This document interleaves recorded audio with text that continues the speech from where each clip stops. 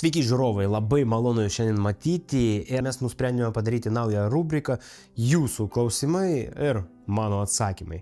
Klausimas pirmas. Kiek metų dirbote remonto srityje ir kokius objektus jau esate tvarkę? Jeigu kalbėti aplamai apie statybą, tai kažkur tai 21 metai, kiek aš atsimenu, nuo 2014 metų. Kokių objektų esame padarę, sutvarkę, žinokite, labai jų buvo daug, labai įvairių. Galima pasakyti, kad nuo lubų ten palyginimo, kažkokia tai sienos sutvarkymo ir to pačio laminato dėjimo. Ir va taip viskas kažkaip auga. Ir buvo tokie objektai, mes padarėme, sutvarkėme 2 odontologijos klinikos. Viena iš odontologijos klinikos randasi centre, ten virš 100 kvadratinių metrų, man atrodo, gal ir 200. Buvo patalpa buvusio banko, o kita odontologijos klinika tokia jau mažesnė, sakykime, ten apie 50 kvadratinių metrų, gal 60, nedidelė. Ten žmogus dirba privačiai.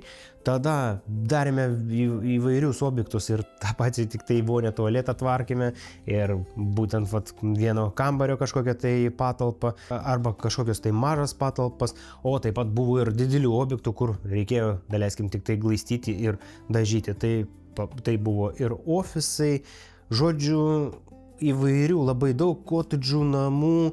Ir iki šiol mes specializuojamės būtent seną statybą nuo dizain projekto iki rakto pridavimo. Dar iš tokių didelių objektų, kažkodėl, nežinau, visada norėtųsi pasidalinti, kad kažkokią tai didžiausią darbą mes padarėme, tai iš tokių gal didžiausių darbų buvo atlikta tai vieno namo visą apdailą, ten reikėjo ir kažkiek tai tinkuoti, montuoti naujus kampus, labai daug įvairių ten tokių sunkių, labai įvairių tokių įdomių darbų buvo, bet ten 3 aukščių namas, kažkur gal apie 300 kvadratinių metrų, labai toksai didelis. Gal mažiau, gal 200, 2,5, aš jau neatsimenu. Bet labai didelis projektas ir labai toksai pinigingas ir gražus. Tada per savo karjerą esu sutvarkęs lopšelį darželį Žiedą, kur yra visas tas koridorius ir 4 laiptinės. Nes ten buvo pilnai labai daug to darbo iš gipskartono ir naujos sienos ir viskas lygiai, reikėjo ir lyginti grindis, pilti savajame išlyginamąjį mišinį, kažkur tai tinkuoti sienas. Žodžiu, labai daug darbo padaryta. Ofisų tai iš viso nežinau, labai irgi jų daug, dabar net neatsimenu. Taip pat buvo atlikti tokie darbai, aš skaičiuoju ne taip, kad kapitalinis remontas, daugiau kosmetinis, reikėjo atsinaujinti grožio saloną. Tada ir ten irgi buvo atlikti darbai, kelintais metais, net nežinau. Turbūt užteks apie pirmą klausimą kalbėti, nes jų bus apie 15. Tai judėkime toliau. Ir susitarkime gal iš karto, kad čia 15 klausimų, gal jūsų klausimo paprasčiausiai ir nėra. Tai aš jums šiandien siūlau labai paprastai, komentaruose paprasčiausiai parašykite savo komentarą ir kitą kartą mes būtinai jūsų klausimą atsakysime. Antras klausimas. Galėtumėte paprastai paaiškinti, ko skiriasi kosmetinis remontas nuo kapitalinio remonto? Mes ir sugrįžome prie to klausimo, labai jums ačiū, kad uždavėte. Jo, skirtumas labai didelis. Kas yra kosmetinis remontas? Tai jeigu ant sienų yra kažkoks tai įbrėžimas, arba reikia pakeisti plintusus ir perdažyti sieną.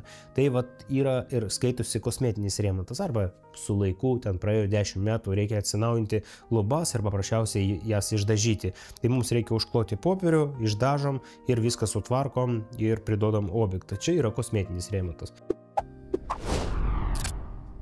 Kapitalinis remontas tai reikia keisti viską, nuo elektros instaliacijos, nuo santechnikos, tada iš naujo lyginti sienas, o prieš tai reikia atlikti visus demontavimo darbus. Tai pašalinti ir plytelės, jeigu yra kiliminė danga, arba laminuota danga, taip pat plytelės, sanmazgą pilnai sutvarkyti, gal net ir reikės iš naujo tinkuoti. Nes yra tokių objektų, kad ten pradedi nuiminėti plytelės ir paprasčiausiai krenta ir visas tinkas. Tai toksai remontas skaitosi kapitalinis. Tokiame objekte reikia keisti viską, net ir duris. Aš jau nekalbu apie plytelės, kad ir ten tą visą dangą, o taip pat ir lubos. Reikia pilnai iš naujo tinkuoti. Trečias klausimas, kaip sudarote sąmatą ir nuo ko priklauso bendra darbų kaina. Darbų sąmatą aš jau rodžiau, nežinau, gal 3 ar 4 vaizdų įrašai, grinai apie sąmatą, dar porą vaizdų įrašų yra, galima pasižiūrėti, kaip atrodo mūsų sąmata, bet pakalbėkime gal, ką sudaro sąmata, nes klausimas būtent toks. Sąmatoje jūs matysite viską, nuo medžiagų kainų, o taip pat ir už darbą. Taip pat įvertinti visi papildomi darbai, tai visokiausių medžiagų užnešimas, medžiagų šiukšlių išvežimas, medžiagų sukomplektavimas, visokiausi valymo darbai, tvarkymas su šiukšlėmis, žodžiu, viskas pilnai surašyta ir jeigu jūs užsakote būtent sąmatą pas mus, tai ten pilnai jau turėsite viską surašyta. Ne taip ten kažkas tai kažkiek tai kainuoja, nežinia kaip, nes dažniausiai mes sąmatą ir nesudarome, jeigu jūs nežinote, kokio remonto norite. Nes būna, ateina žmonės, noriu pasidaryti remontą, bet net neįsivaizduoja, ką jis nori, ar ten tinkuoti sienas, arba molinį tinką, arba ten dažyti, kokią dangą, nežinau, kiliminę, paskaičiuokit. Ne, mes taip neskaičiuojam, bet atsakinėdamas į klausimą, paprasčiausiai taip sudaroma tą sąmatą ir nuo ko priklauso bendra darbų kaina. Šis klausimas labai paprastas ir dažniausiai mes atsakome būtent taip, kad viskas sudaro tą kainą. Nuo pačio darbo ir taip pat nuo tų medžiagų. Jeigu mes turėsime brangesnės plytelės, daleiskim, galima nupirkti už 10 eurų, galima už 50. Aišku, dabar labai toksai didelis skirtumas, ne, galima už 10, galima už 15. Jeigu mes turime plotą 50 kvadratinių metrų, tai ir skaičiuokite. Ten ta kaina labai skiriasi ir kiekviena smulkmena susidaro. Dažniausiai tai ir medžiagos turi įtaką, nes šiaip galima pasirinkti pačią pigiausią variantą, ką aš nesiūlau, nes pačių pigiausių medžiagų tarnavimo laikas mažesnis. Bet ir darbas irgi bus pigiausias, nes paprasčiausiai ten pasiimti paprasčiausių plytelių, belė kaip čia užklijuoti, tai čia vienas darbas, o jeigu mes paimsime brangesnio segmento, ir tą patį glaistą, ir klijus, ir pačias plytelės, tai aišku ir tas darbas bus irgi brangesnis, nes prireiks ir geresnių įrankių, ir geresnių karūnėlių, ir pats darbas turi būti atliktas aukštam lygiai, super profesionaliai. Tai įtaką turi kiekviena smulkmena, tai pavadinkime. Klausimas numeris 4. Kokias medžiagas paprastai rekomenduojate ir padedate klientams jas pasirinkti? Dažniausiai mes iš karto remonto pradžioj susitarėme su kokiom medžiagom dirbame ir aptarėme tą visą dalyką. Dažniausiai aš rekomenduoju pasirinkti kažkokią tai optimalų variantą, kad pinigų santykis ir kokybė būtų prieinama, taip sakykime, kad ir tų medžiagų tarnavimo laikas būtų fainas, geras, ilgas, ir kad pačios medžiagos nebūtų paprasčiausios kokybės. Reikia pagauti tą santykį. O šiaip dažniausiai pagal kliento poreikius, jeigu jums reikia ten taupyti iki kiekvieno cento, tai galima dirbti su pigiausiom medžiagom, o būna net ir taip, kad užsakovai būtent pasirinka patį brangiausią segmentą. Bet irgi reikia žiūrėti, nes yra kai kurių momentų paprasčiausiai neverta mokėti daugiau, nes jūs gaunate tą patį dalyką, tą patį daiktą. Galima nupirkti, daleiskim, ir tą patį klozetą už 300 eurų, galima nupirkti ir už 450, bet pasižiūrėti, jeigu į kokybę tos prekės, tai lygis vienodas. Tai tokiais atvejais paprasčiausiai mes visada už klientą, kad kam išmesti pinigus. Ta prasme, jeigu skirtumo nėra. 5. klausimas. Aš šiandien turiu visą sąrašą, jūsų sąrašą, kokie klausimai buvo paskutinių laikų, kurie buvo užduoti šiais metais, nes ne visada mes galime ir YouTube ten pagauti visus, viską, ką jūs ten rašote. Ir yra tokių asmeninių žinučių, o taip pat jūs rašote dažniausiai laiškus į elektroninį paštą. Tai tęskime. Numeris 5. Ką darote, jei darbų metu iškyla nenumatytų problemų? Dažniausiai, geras klausimas, ačiū, kas uždavėte. Dažniausiai kažkokių tai ypatingų problemų nėra, nes mes viską sutarėme pačioje pradžioje, prieš darydami remontą, kokios bus pasirinktos medžiagos, kaip atliekamas tas darbas, jų terminai ir taip toliau, ir būtent ką mes darome. Nu, viską aptarėme. Pačių problemų, daleiskim, jeigu pasiimti iš šio objekto dabartinių, kuris eina link pabaigos, buvo ten problema su stovu, ne? Niekaip mes negalėjome prisikviesti prižiūrinčios kompanijos, ten 2 mėnesius laukime, kad mums pakeis stovą. Jūsų kaip užsakovų tai neliečia, tik tai va, tas laikas, remonto laikas, ne, jisai didėja, o visa kita jums jokių rūpesčių, čia tik tai mūsų galvos skausmas, kad reikia važiuoti ten į ofisus, rašyti pretenzijas, ten skambinėti kiekvieną dieną, ten nekelia ragelio ir va taip pastoviai mes sprendžiame patys. Ant jūsų pečių, žinokite, mes nieko nekraunam. Jeigu vat, sugrįžti grinai prie to klausimo, tai kažkokių tai problemų kaip ir nėra. Jeigu yra, mes jas sprendžiam. Numeris 6. Ar turite reikiamas licenzijas ir sertifikatus, patvirtinčius jūsų kvalifikaciją? Žiūrint, apie ką mes čia kalbam ir daleiskim, jeigu pasiimti santechniką, tai visą darbą atlikinėja santechnikas. Tai aš irgi nemėgstu ten daryti visus darbus, ne, nes viską ir visur viską žinoti neįmanoma. Tai mes samdome specialistus, kad kiekvienas užsiimtų savo reikalais. Būtent aš turiu labai daug tų sertifikatų iš KNAUF, bet vėl sugrįžtame prie to, kad mano patirtis apie 20 metų ir ne visada reikia klausyti, ką jums kažkas tai sako, ne? Nes jums gali žmogus pasakyti, kad iššok pro langą, ne, ir ką, ir ten man jau jį klausyti, tai aišku ne, nes ir tas KNAUF, jisai duoda tik tai tą pagrindą, ne, pačią technologiją, bet grinai aklai daryti taip nereikia, nes būna tokių situacijų, kad tikrai yra geresnių ir dvigubai geresnių sprendimų, negu siūlo standartiškai KNAUF. Daleiskim, šį pagal mano specialybę, kaip ir aš užbaigiau statybininkų mokyklą, bet pagal specialybę kaip ir aš nedirbu, nes mano specialybė mūrininkas, o taip pat tinkuotojas. Bet šitie darbai man iš viso nepatinka, o didžiausią laiką man teko glaistyti ir dažyti sienas. Tai va, grįžtame prie licenzijų, kažkokių tai specialių licenzijų nėra ir nereikia. Jeigu atlikti elektros darbus, bet vėl čia nenoriu aš dabar gilintis į tą temą, nes dar kartą pasikartosiu, kiekvieną darbą turi atlikti savo srities specialistas.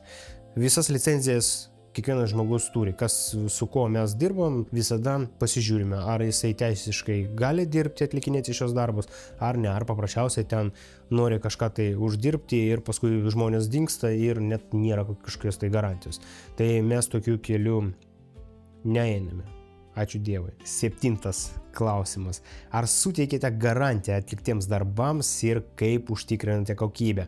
Labai geras klausimas, labai dažnai žmonės užduoda ir žiūriu, kad labai daug, apie 70–80% paprasčiausiai yra žmonių, kurie būtent negauna tos garantijos ir neužtikrinti kokybę, kad iš viso bus kažkokia tai kokybė. Kad mūsų kokybė aukštam lygiai, bet vėl čia tas aukštas lygis, kaip jį čia dabar traktuoti, ne? Kiekvienas gali sakyti ir pradedantis meistras gali sakyti, pas mane kokybė geriausia.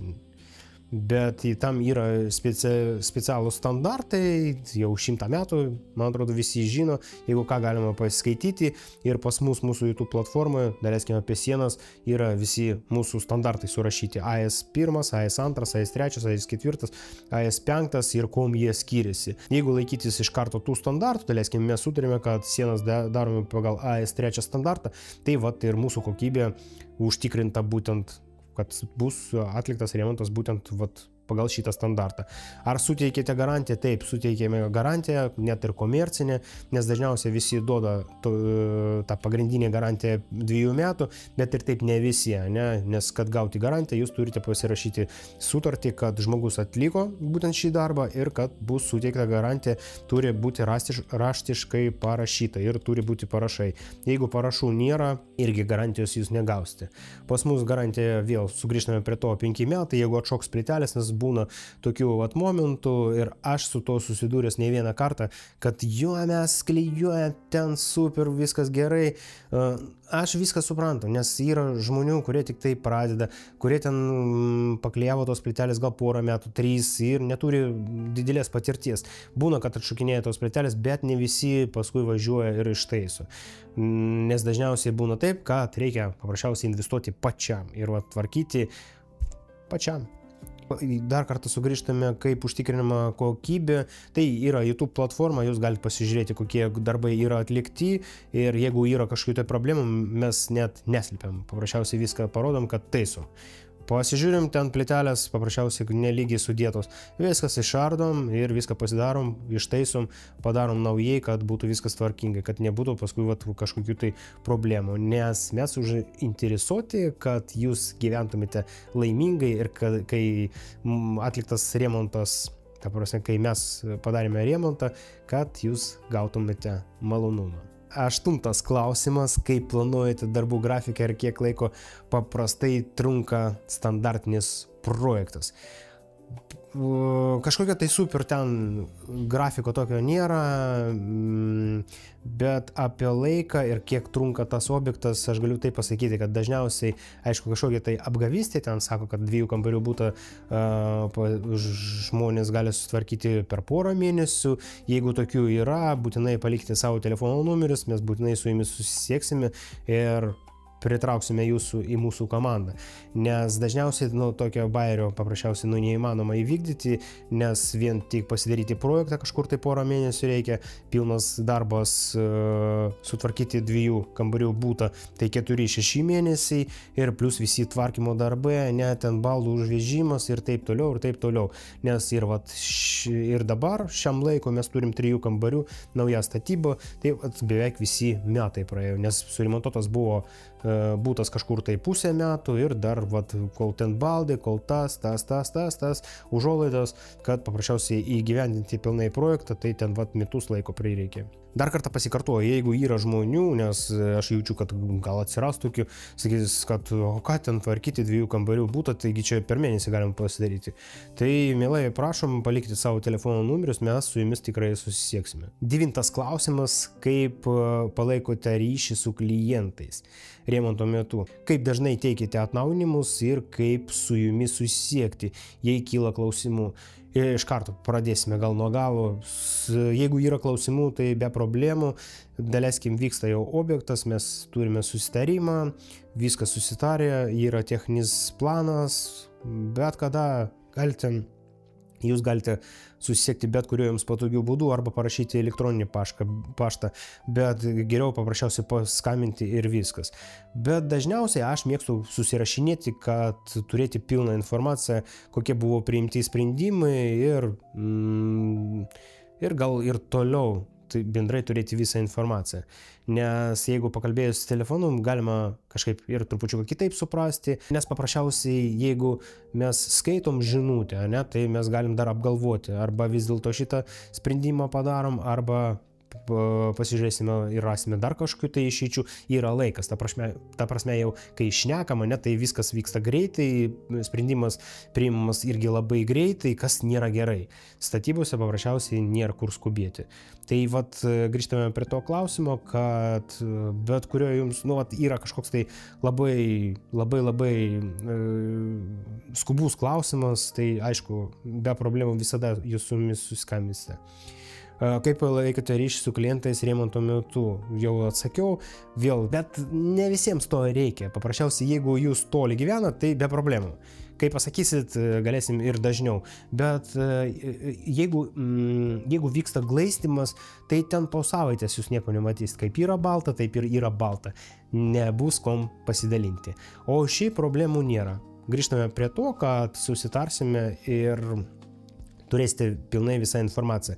Aš net atsakysiu dar taip, mes padarome grupę ir į tą grupę aš įmėsiu visas nuotraukas, pilnai nuo pačios pradžios šio objekto, nes mes padarom nuotraukas pilnai ten nuo pačios pradžios remonto, kur kažkoks tai vamzdis guli, kur eina kiekvienas laidukas, kur yra kažkokių tai paslėptų detalių, į ką reiktų remonto metu kreipti dėmesį ir taip toliau. Žodžiu, kiekvienas vamzdis jau viskas nufilmuota, nufotografuota ir specialioj grupėj jūs turėsite visą informaciją. Norėčiau pasakyti, kad prie tos grupės ir jūs būtinai pasijungsime. Kad ir jūs, jeigu jums yra tas noras, ten irgi koreguoti ir kažką tai taisyti. Bet vėl remonto, prie to dar mes su jumis sugrįšime. 10. klausimas. Ar galite parodyti savo atliktų darbų pavyzdžius, ar turite portfolio? Taip, turbūt šį klausimą ir nėra reikšmės atsakyti, bet iš kitos pusės, bet kažkaip ir nėra noro atsakinėti šį klausimą, nes atrodo, kad visi žino, kad yra YouTube platforma ir kad ten labai daug vaizdų įrašų, taip pat Instagramas, Telegramas, kad labai daug informacijos, mes visada įkeliame nuotraukas, bet jeigu tokių klausimų yra, tai turbūt reikia dar kartą paminėti. Jo, mes galime pilnai parodyti visus savo darbus, aišku, per pastarosius 10 metų, nes prieš tai 10 metų aš siūlyčiau pasižiūrėti šį vaizdo įrašą, nuo ko viskas prasidėjo, nes ten labai daug aš pasakoju iš viso, nuo ko prasidėjo, kokie buvo atlikti darbai pradžioj, kaip praeidinėjo praktika ir kokie buvo objektai. Ten gausite daugiau informacijos, bet bendrai apie objektus pačioj pradžioj, kur buvo ten tie pirmieji 10 metai, labai ten mažai tų ir nuotraukų, ir tos informacijos.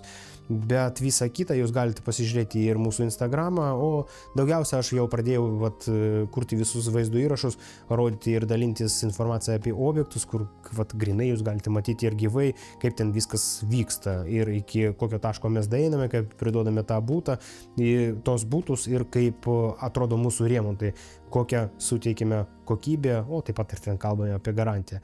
Tai taip, yra labai daug nuotraukų, vėl siūlyčiau prisijungti prie visų mūsų platformų, Telegramas, Instagramas, Facebookas, kurį aš nemėgstu iš viso, yra TikTokas, tai irgi šiukšlynas, čia mano nuomonė grinai, ir YouTube platforma, sakyčiau, rimtas labai įrankis. 11. klausimas, man labai patiko jisai, kaip reaguojate į projekto pakeitimus. Aišku, aš pradedu nervintis, nes taip negalima daryti. Jeigu jau viskas sutarta pačioj pradžioj, kažką tai keisti, tai viskas čia paprasčiausiai nerealu. Net jeigu daleiskim, jūs norėsite pakeisti plytelės, ne jų spalvą, daleiskim, išmatavimai lieka ir storis jų lieka, bet prie design projektų jau viskas nepririšta, nes kai daromas projektas, kai atlikinėja dizaineris, tai jisai susiriša visas spalvas, kad viskas dėrėtųsi. O jeigu jūs norėsite kažką tai pakeisti, tai ne, aišku, negalim. Arba jau beveik mes norime dažyti sienas, o jūs sakote, daleiskim, oi, man reikia jungiklius pakelti į viršų dar 10 comų. Ne, jau viskas. Skirais atvejais galima kažką, tai daleiskim ten vieną kambarį, aš norėčiau trupučiuką kitokį laminatą, tai aišku galima. Jeigu jūs norėsite vietoj laminuotos dangos dėti vinilą, jau viskas irgi negalima, nes tada visai viskas kitaip skaičiuojamas tas darbas ir mūsų visi terminai juda, ne?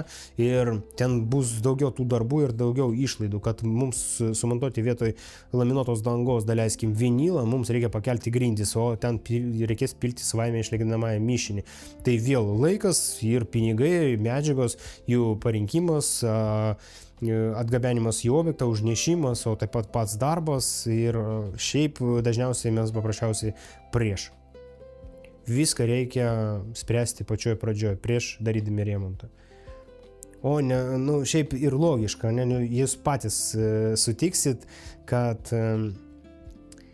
kai jau atliktas remontas, ne, ir daleiskim, pakeičiam ten visas grindis. Ne, čia net ir nelogiška. Dabar jeigu bus dar kažkokių tai klausimų, tai jūs nedvėjokite, galite užduoti, parašykite komentarą ir apie kažką tai gal reikėjo pasikalbėti dar plačiau, ne? Nes man tai atrodo, kad visi šitie klausimai tokie labai paprasti, bet o iš jūsų pusės, ne, gal ten yra kažkokių tai neaiškumų, paprasčiausiai surinksim pilnai dar visus klausimus, tada padarysime dar vieną vaizdo įrašą ir atsakinėsiu jūsų klausimus. 12 klausimas ir jisai gana toksai svarbus, kaip užtikrinate saugumą objekte ir kaip mažinate nepatogumus gyventojams. Labai svarbus klausimas. Žinokite, kai aš pradedu remontuoti jūsų butą, aš beveik visur, kiek dariau tos remontus, visi mano kaimynai jau iš šonų, iš apačios, iš viršaus, visi mane pažįsta. Jeigu bus 5 aukščių namas, tai aš jaučiu, kad visą laiptinę paprasčiausiai su mumis susipažins ir mes ten kaip draugai, ne, ten užeinam į svečius, paklausinėjom, kaip ten kas, ar nusibodo, bandome papasakoti apie savo situaciją paprasčiausiai ir jau tampame kaip ir draugais, ne, nes rimtai mums reikia atlikti tą darbą, kitos išeities mes neturim, mes suprantame, kad čia bus labai daug triukšmų ir bandome kažkaip žmoniškai visą tą procesą sureguliuoti. O taip pat, aišku, reikia turėti prašymą, ne, kad mes galim atlikinėti remonto darbus, kad viskas būtų oficialiai, o ne taip kažkaip taip slaptai iškabiname lapą, kad vyks remonto darbai ir taip toliau, ir taip toliau. Dėl saugumo viskas pas mus saugiai, nes net žiūrime tos dalykus, kad viskas prijungta prie dulkių siurblio, ne, su kiekvienu įrankiu, ten jeigu pjaunam sienas, kad būtų kuo mažiau dulkių ir kad kiekvienas žmogus būtų apsaugotas, kad turėtų ir akinius, ir kepurę, nes dažniausiai būna taip, kad ten, aš turiu tik tai respiratorių, aš čia užsidėjau ir viskas, ir galiu jau su bulgarkite ten pjauti sienas, pjauti betoną. Ne, mums taip netinka, viskas turi būti būtent, kad kiekvienas žmogus objekte būtų saugus. Aišku, būna tokių vaizdų įrašų, ten kažką tai rodau tokio, sakykime, pavojingo, ne, bet vėl reikia pasižiūrėti, koks ten vaizdo įrašas, nes dažniausiai aš būna, kad ir pačioj pradžioj taip ir sakau, kad nufilmuoti, daleiskim, pramoginį turinį, o jeigu viskas rimtai, tai mes iš karto jūs pajausit tą jausmą, kad Ruslanas kalba rimtai, o čia nėra kažkokių tai žaidimų. Tai saugumas, saugumas tai labai svarbu. Dar kitas dalykas, apie kokią saugumą čia eina kalba, aš neįsivaizduoju, gal čia apie darbą, kad žmogus apsaugotas ar ne, kaip užtikrinti saugumo objekte. Pas mus objektuose viskas saugu. Nėra tokio, kad ten plaktukas kažkur tai prilipdytas prie lubų ir ten visi vaikšto, tokio nėra. Kepurės irgi tos pastiprintos, kad jeigu ten žmogus paprasčiausiai kažkur tai duos į galvą, ne į kažkokią tai prajomą, kad irgi būtų apsaugota galva. Taip, 13 klausimas, labai jisai svarbus, kokias priežiūros rekomendacijas duotumėte po remonto, kad rezultatas išliktų kuo ilgiau. Tai turbūt pagrindinis dalykas, kad nereikia lipti ant sienų, nes aš dažniausiai matau, kad ir vaikai ateina, jie tarsi nežino, kad nereikia ten prie sienų su rankom, net ten pilnai atsiremti ir ten kažkaip bandyti ten pilnai prilaikyti sienas. Čia gal toksai pagrindinis tas dalykas, po pačio remonto, kai jo atliktas tas darbas, nereikia iškart bėgti plauti sienas, reikia palaukti mėnesio laiko, nes daleiskim džiovimo procesas tų pačių dažų, kad pilnai išdžiūtų, apie mėnesį laiko, ten 26 paros. Tai turbūt toksai pagrindinis, o šiaip reikia prižiūrėti, aišku, tvarkyti savo butą, gerai būtų numatyti, kad ir būtų dulkių siurblys, kad mažiau tų dulkių būtų, nes tos dulkės paprasčiausiai atsiranda ir ant sienų, tai kuo dažniau tvarkysite ir plausite grindis, taip pasakykim, taip jūsų remontas atlaikys ilgiau. O taip iš karto net nežinau, ką daugiau jums pasiūlyti. Jeigu tokių kažkokių tai dar klausimų bus, aš pasikartoju, kad būtinai jūs komentaruose dar parašykite, mes tikrai kitą kartą pasikalbėsime giliau. Nes dabar jau viskas kaip ir prie pabaigos, pabandysime dar atsakyti į 2 klausimus. 14 klausimas, kaip tvarkote sutartis, ar turite tipinę sutartį ir ką joje paprastai nurodote. Tai standartinis, žinokite, čia vėl juristo paslaugas, aš ten neįsigilinu, yra mūsų sutartys ir mes beveik ten nieko nekeičiam.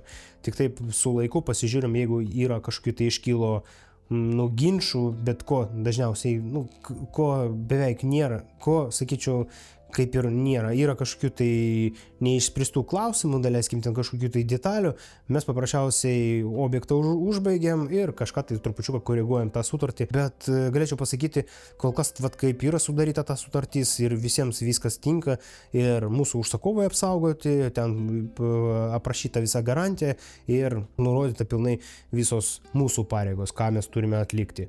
Nes jūs mokate pinigus, o mes paprasčiausiai jau turime atlikti tą darbą, kokį sutarėme. Kaip tvarkote sutartis? Kiekviena sutartis rašoma atskirai, daleiskim, viskas prasideda nuo techninio plano, tai pasirašome vieną sutartį sąmatos sudarimui, kitą sutartį ir tą pagrindinę sutartis pačiam remontui. Klausimas, kokius patarimus duotumėte žmonėms, kurie pirmą kartą daro remontą ir visai to nesupranta, kad jiems būtų lengviau susiorientuoti. Pirmas patarimas tai žinoti, koksai remontas jums reikalingas, ar vis dėlto čia kosmetinis remontas, ar jūs norite kapitalinio remonto. Tai jums pačioj pradžioje reikia apgalvoti šitą dalyką.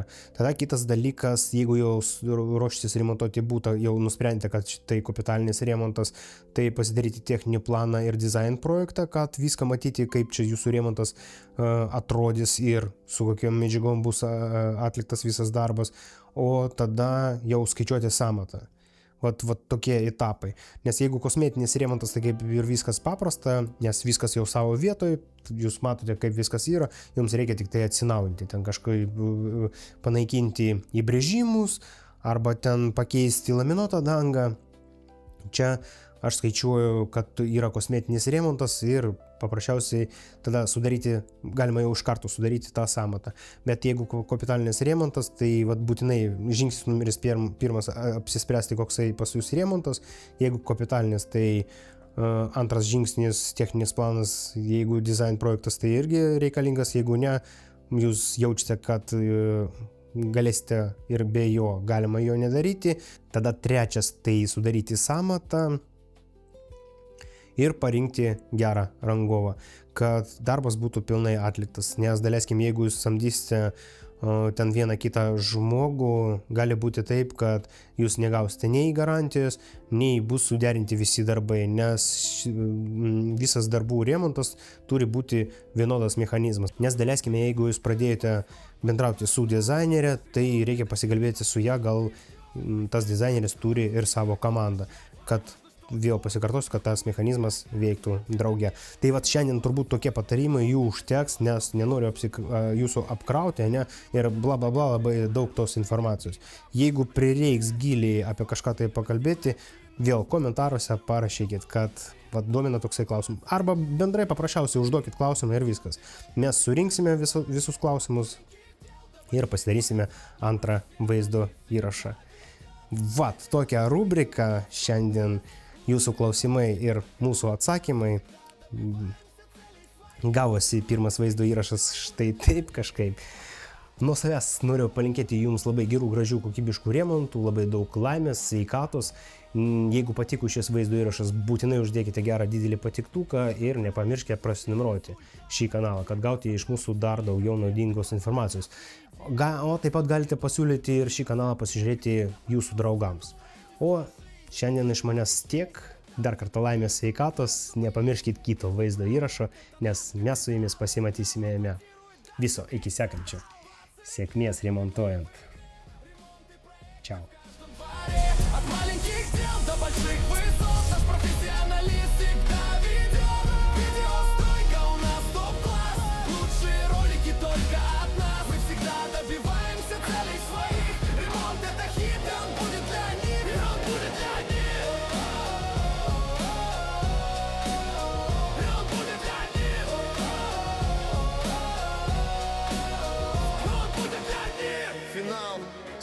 колесами на качающий бит. Мы строим мечты, мы строим дома. Видеомонтаж — это тоже судьба. Ремонт — это стиль, ремонт — это бренд. И наша команда живет без проблем. Ремонт — это стиль, ремонт — это бренд. 20 лет, и мы в игре. Ремонт и проекты в каждом дворе. От маленьких дел до больших высот. Наш профессионализм всегда ведет. Видеостройка у нас топ-класс. Лучшие ролики только от нас. Мы всегда добиваемся целей своих. Ремонт — это хит, и он будет для них, и он будет для них. И он будет для них. И он будет для них.